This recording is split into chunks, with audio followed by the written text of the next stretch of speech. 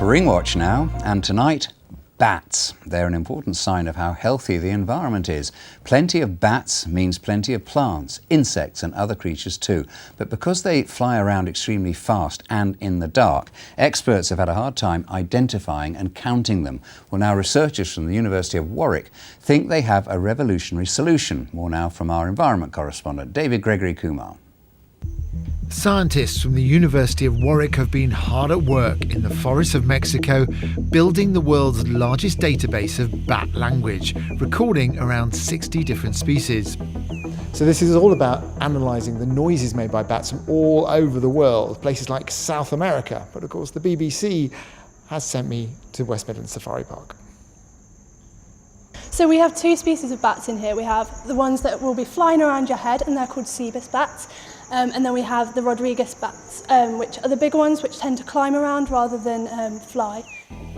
Of course, it's really dark in here, and that's no problem for our night vision camera. It can pick out plenty of fruit bats nibbling at the fruit I'm holding.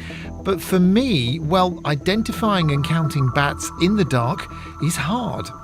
So one of the things that my collaborators came up with was the idea of being able to just record a bat, and the squeak, or the little eek that it makes, might be a signature as to what type of species it is.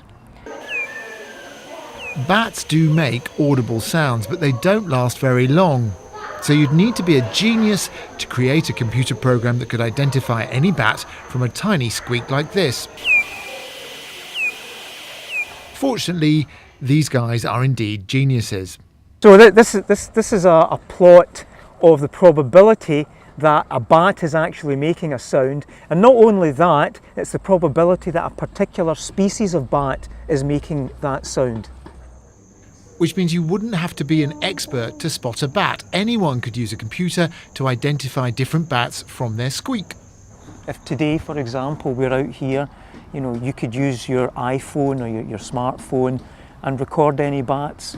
And those recordings would then be sent to some central computer, which would then run our algorithms and make some prediction as to what type of bat it was. Counting bats could get a whole lot easier, and that's good news for the bats and for the places they live.